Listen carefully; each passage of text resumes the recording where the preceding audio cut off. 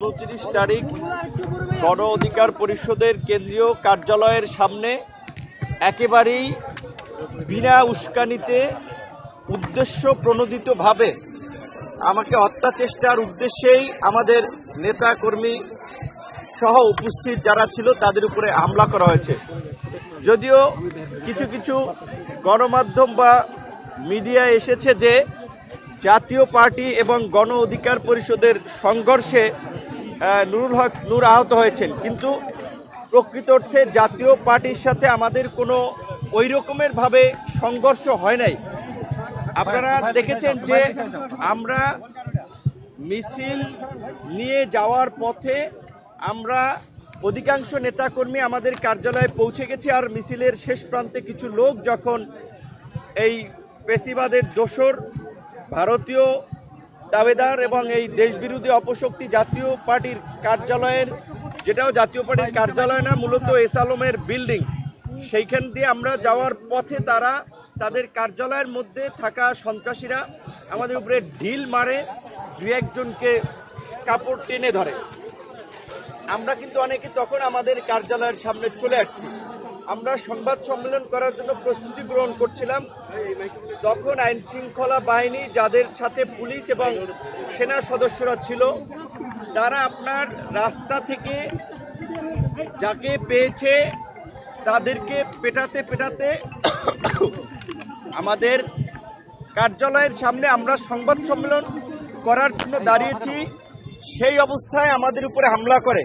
এবং এই বাংলাদেশের এমন কোনো মানুষ নাই যারা বিপি নূরকে চেনে না।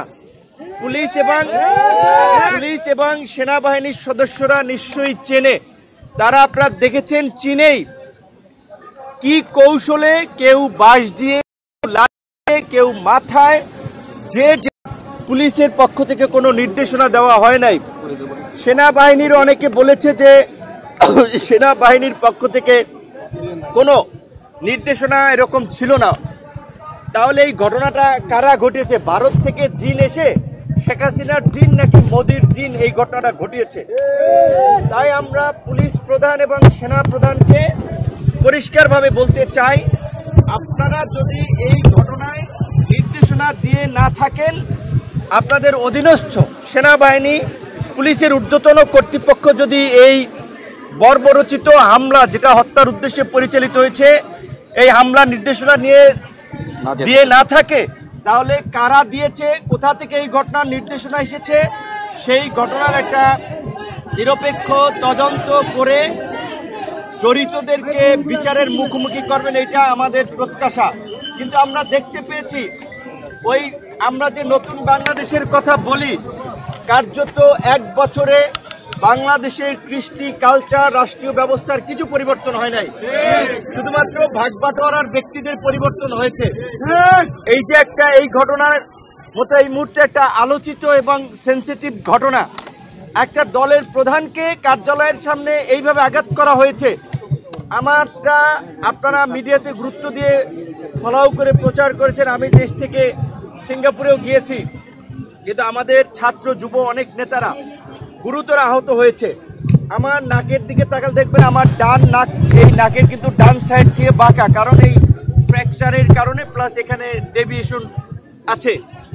এই মেজর অপারেশনটা এবং সামগ্রিক মূল্যায়নের জন্য আমরা সিঙ্গাপুরে গিয়েছিলাম।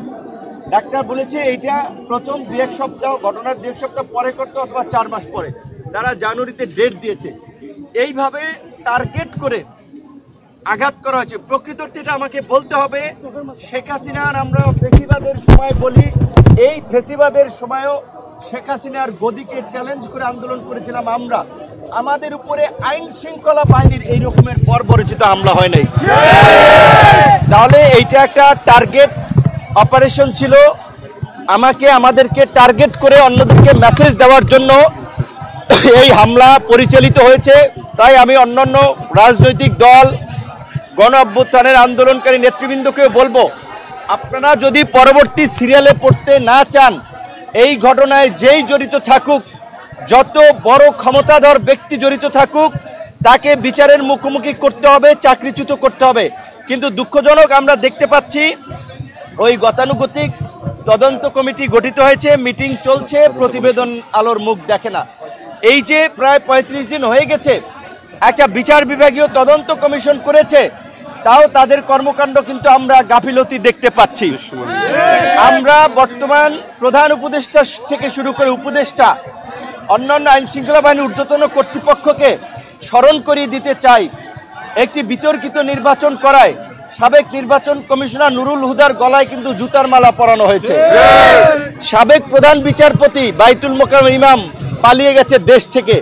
সুতরাং এই 29শে আগস্টের ঘটনার বিচার না হলে অনেকেই আমরা যদি বেঁচে থাকি রাস্তায় অপমানিত হবেন, অপদস্থ হবেন এবং ভবিষ্যতে তাদের গলায় গামছা আমরা পরাবো।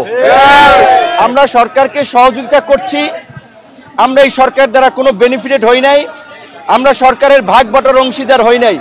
যাদেরকে সরকার ভাগ বাটোয়ারা সমঝোতা করে এই পর্যন্ত একটা পরিস্থিতি তৈরি করার চেষ্টা করেছে, সেটা কিন্তু দেখা গেছে এখন কিন্তু দেশের মধ্যে বিশৃঙ্খলা হচ্ছে, নির্বাচন নিয়ে বিভাজন, পাহাড়ে অস্থিতিশীল পরিস্থিতি।